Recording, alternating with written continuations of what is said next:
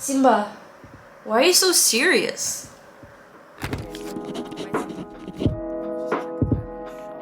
Today, I'm gonna be doing a little bit of a Dream Life Diaries update. We're 4 episodes in, and honestly, so much change that has already happened that I want to first of all reflect on it and mention the things that have helped me the most since starting, and also talk about what hasn't worked, what I'm changing, the plans coming up, etc. I'm very positive today is gonna be a very chatty video. I wrote down all the things I wanted to talk about in my journal, and there's a lot. So, what have I implemented and what am I still doing? Number 1, running is probably the first thing I'm gonna say because I never thought in my life that I would be a consistent runner. And I'm so glad to say that I did keep it up. And I have been running now for about 7 weeks. The episodes are not like week after week. Sometimes there's a week or 2 in between to kind of let that habit sink in before I start another one. And I'm almost running 5Ks now, which is crazy to me because in the beginning of that video I was doing couch to 5K and I was running for 2 minutes straight and I was like, oh my gosh, I don't know how I could ever run a 5 kilometer. Like, I'm confident that honestly right now if I tried I probably could. I would struggle because I haven't completed my training plan yet, but I could do it for sure. And that is crazy to say for me, and it is honestly something I really enjoy, and I can see myself doing it for a very long time. So I'm glad it stuck. I'm glad I liked it. No sugar. I cannot lie, I had a couple of days where I had sugar. Still, I started no sugar on the 1st of May. We're currently in late June. The fact that I have had 0 refined sugar for 95% of the last 2 months is insane to me because I am a girl who was very addicted to sugar and I didn't even realize it until I cut out sugar. The first 5 days they were intense, insane, horrible. But after that, I was like, I did not know that people could feel like this. I felt so much brain fog, so much congestion, so much, not inflammation, but like fluid retention in my body. And I feel like when I cut out sugar, I felt insane progress in that department. Insane. So even though I cannot say I have done 100% no refined sugar, I can definitely say that that is something I implemented in my life because now I know how to actually control myself when it comes to sugar. Moving on to the next point, what have I dropped or not really been following that well? So in the first episode, we had mostly the sleep and meditation. Definitely had a couple of days where I went back to staying up really late, but a lot less than before. So for example, maybe 3 months ago, I would have maybe 5 nights per month where I would stay up until 6 a.m. and then my sleep would be messed up. For the past 2 months, I've had that maybe twice, so 1 day per month, which is already huge improvement. And those, I don't know what happened on those days. I don't know why I had so much energy. I literally couldn't go to sleep, but still a lot of improvement. But I cannot say that I have a great sleeping schedule. That is something I'm still working on, and that is something a future episode is going to be dedicated to. Second thing, meditating. This is the one thing I think I can say I completely didn't keep, and I'm not happy about it. I really value meditation and I can feel the difference it makes in my life. So I do not know why I'm not doing it, but I definitely have plans of fully incorporating it into my life. And the third thing, and one of the main reasons I needed to do this update actually, is 75 hard. I did not drop it, but I am restarting. I was literally almost halfway through. I think I almost reached the halfway through mark. So I had been doing it for a month when I decided, let's restart and change one rule, because one rule was not working for me at all. And we're going to talk about that in a second. I have everything written down. This video is going to be long, guys. I'm sorry. So yeah, before I get into the details of why I'm restarting 75 hard, the overall conclusion of, is this series helping me, is yes. I think the only thing I could say that I'm unhappy with at the moment is how much I'm filming for it. I really wish I was filming more for it, but I don't know what is going on with me for the last couple of months, but I have noticed that my insecurities are coming back so strong, and I really feel like it has affected how much I'm filming for this series, and that really upsets me. And that is something that I also wanted to share because I did want this to be like an every week thing, but I don't know how, I don't know what happened, how these insecurities came back. Also, the reason why I had to put a thing on my camera, because I knew that if I was just going to be looking at myself in the reflection, which this whole video, all I can see is that it's recording. Like, let me take a picture actually to show you what that looks like. Okay, that is a really bad quality picture, but as you can see, I can see that I'm recording, but I don't want to look at my face because otherwise I'm going to be like, gotta fix my hair,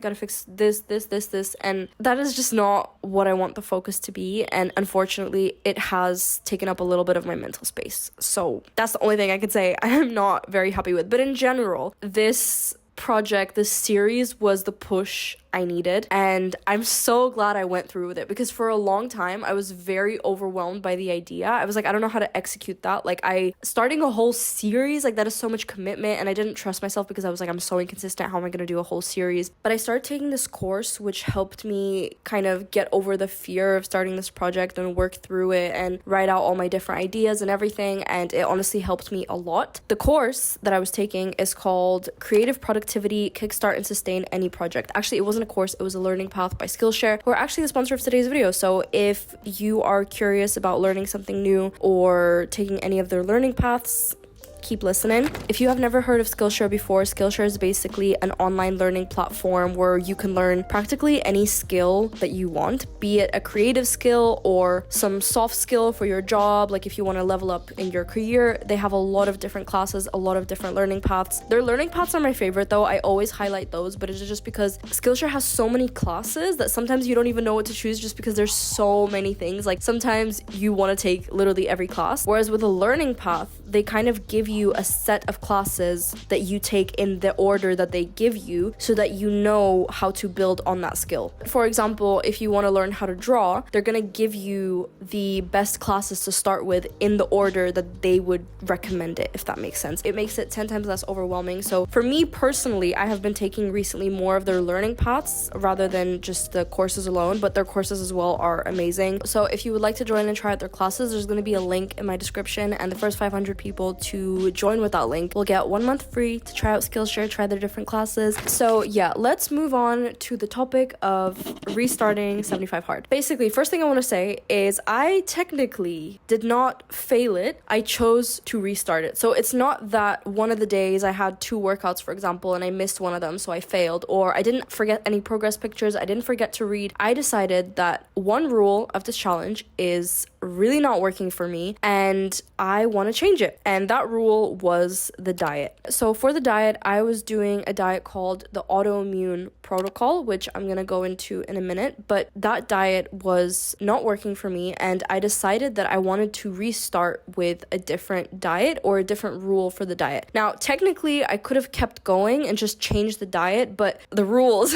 are that you cannot change the rules. So I was like, you know what? Honestly, 75 hard, of course, is very time consuming, but for me, it wasn't as difficult as I had imagined it would be. So I was like, you know what? I have no shame in starting from scratch with a new diet. I don't mind. I don't care. I would rather do that than continue on with this diet that is not helping my body at this moment in time. So I decided to restart. I did feel like a little bit of a failure for a minute when I decided on it, because I felt like, oh my gosh, I am failing again. I've already failed this challenge 2 times earlier this year, very publicly, because I shared I'm doing 75 hard, and then I failed after like 3 days. But this time I was 30 days in, and I was like, everybody is rooting for me.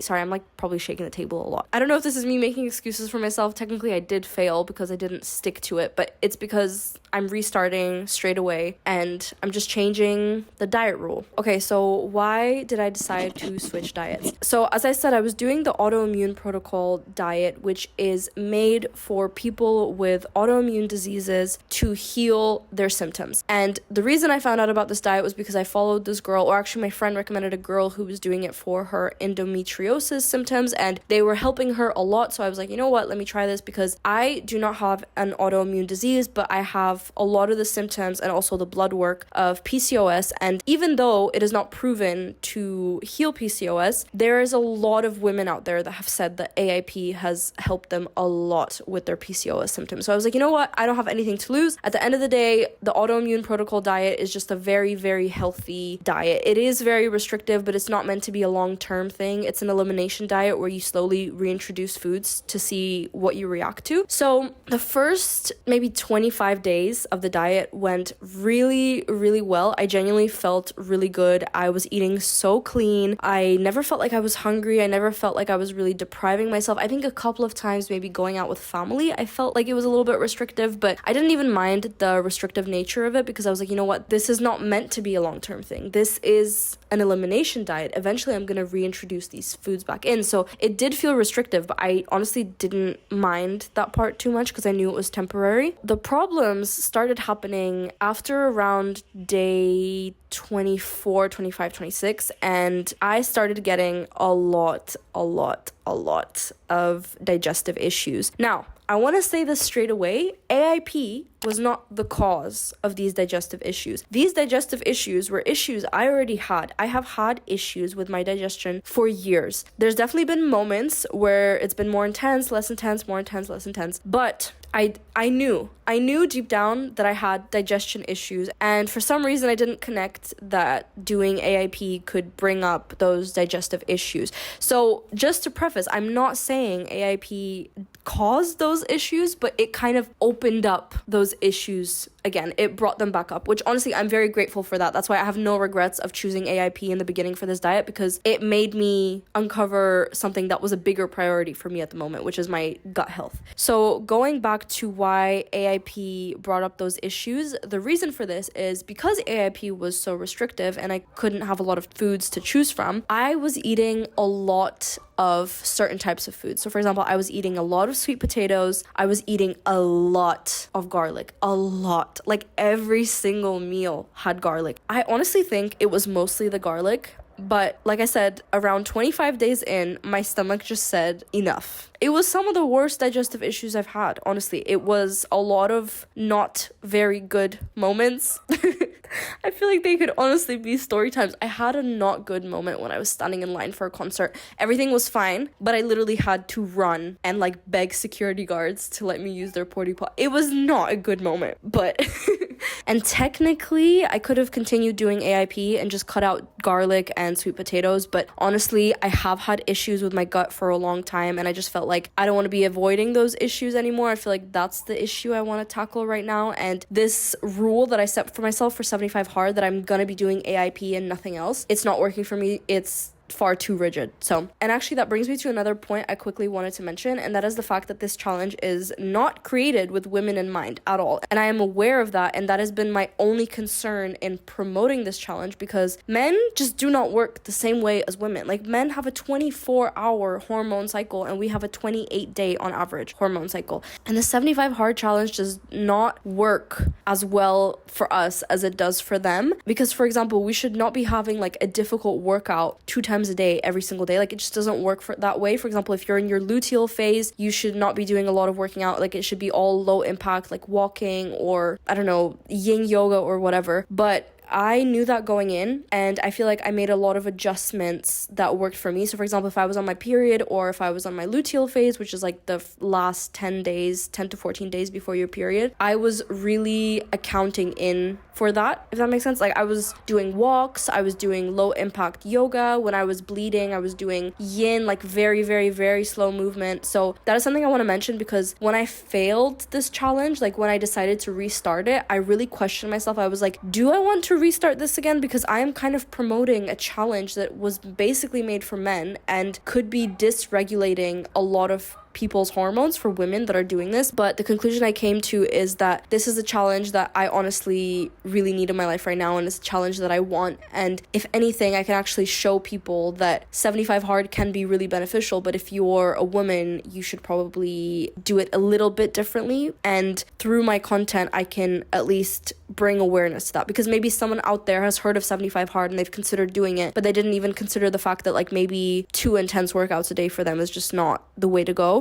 So I haven't been posting that much 75 hard content yet, but since I'm restarting now, I'm guessing there's going to be another 2 months of it. So the last thing I want to talk about is my plans moving forward. For the next 6 weeks, my main goal, my main priority, my main focus is going to be my health. I have never done this in my life, that my health has been my main priority. Like, I think I'm literally going to be spending like 5 hours a day on my morning and night routine, making sure that I feel good, focusing on fixing my health. I have ordered some supplements that are very specific to what I need in my life right now and the issues that I'm having, because I have 3 main issues, kind of health issues, that are very connected. Like, they don't seem connected when I say them out loud, but if I tell you about the core causes of all of them, they are really connected. And for the next 6 weeks, I know that I cannot cure all of them in 6 weeks, but for the next 6 weeks, that is my main priority. So if you're wondering like what kind of era I'm going through, the next 6 weeks is is my health era. And the Dream Life Diaries was a good way to start working on it,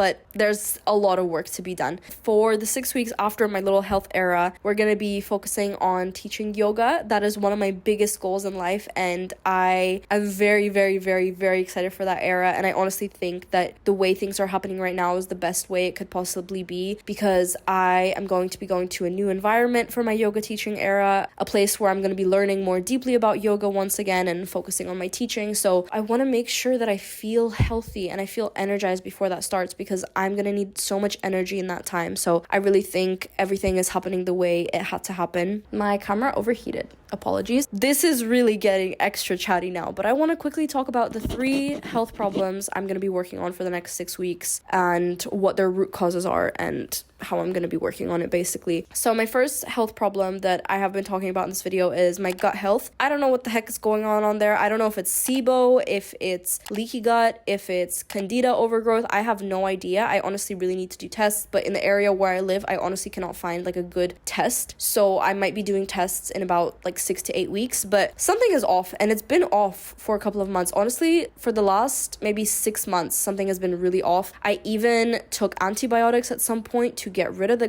gut health problems, which was not very smart from my perspective, because I don't really believe in taking a lot of antibiotics. I think when an infection is really, really bad and, you know, it has potential of getting a lot worse rather than getting a lot better quickly, then of course you should take antibiotics. But in general, I don't know, I will take the least amount of antibiotics I can in my life. But in that point, I remember like my gut issues were so bad, so bad, and all the doctor was telling me is that it's probably bacterial overgrowth, let's take antibiotics. And I think at that point I was just so fed up that I just took the antibiotics. But in general, I think that caused even more gut issues for me. So I don't know what it is, but it's not great. Next health issue is PCOS. I have not been officially diagnosed, but I went to the gynecologist. They did my blood work. They said that based on my blood work, I do have PCOS, and based on my symptoms as well, that's something I'm working on as well. And the third thing is I have very poor lymph flow. Like, this is very random. I feel like I have not heard a lot of people talk about this, but my armpits are quite puffy. Like, it's not an armpit, it's like an arm puff.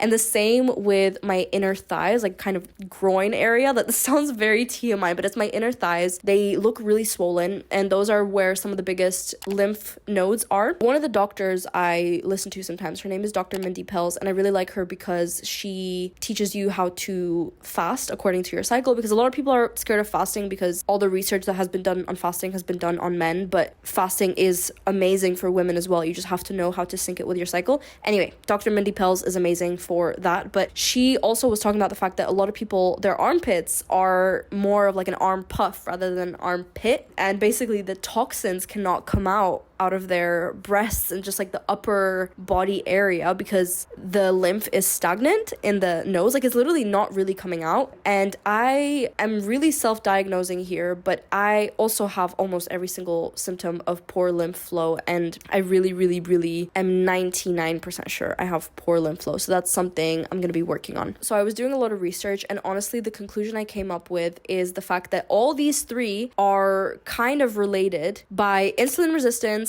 stress, inflammation, and hormonal imbalance. Those 4 are big things, but those 4 connect PCOS, gut health, and lymph flow problems. So what I'm going to be focusing on in the next 6 weeks, and honestly the months coming after that, is my insulin resistance, my stress, inflammation, and hormonal imbalance. Okay, my camera overheated because apparently I was recording for too long, but I want to quickly finish up because I literally have like 2 more minutes to go. But basically, I'm going to get into this into my future videos. I think I'm going to be doing a little bit of a challenge for myself of like trying to fix my health as much as possible in the next 6 weeks or whatever it be. And we're going to see how it goes. But my stress levels are off the charts. Oh my God, I got a Garmin watch a couple of days ago because, like I said, I've been running very consistently. And I don't know, honestly, one of my best purchases of this year so far, but I'm wearing it all the time. And I've heard that their stress tracker is very accurate and very good. I don't even know, but it has been telling me that I'm very stressed, like very, very, very stressed. And I didn't even think I was so stressed. I didn't know I was so stressed. And then I looked at the watch and I was like, you know what? This makes sense because it's so accurate, because in the times where it says I'm stressed, I do feel like I'm stressed, but I just didn't realize I was that stressed. And I think this watch just made me aware of how stressed I am. And that is not cool because, for example, stress is one of the biggest causes of gut issues. So for example, obviously there's already something going on there to begin with, but me being stressed, I'm just making it 10 times worse. Anyway, this was a very chatty video. If you watched all the way through, I love you. If you didn't, I still love you, but you wouldn't know because you didn't get to this point. But I love you guys. Thank you for watching. I am excited for the next 2 eras, like fully intentionally focusing on my health era and then the teaching yoga era. Very, very, very excited. But yeah, it feels good to finally take responsibility over my own health, because for so long I've been saying I don't know what the heck is wrong, but I hope it's over soon. And I'm finally saying I may not 100% know what the heck is wrong, but we're working on it and we're figuring it out, and step by step we're getting closer to high energy and feeling good. So thank you guys for watching. Love you all. Peace.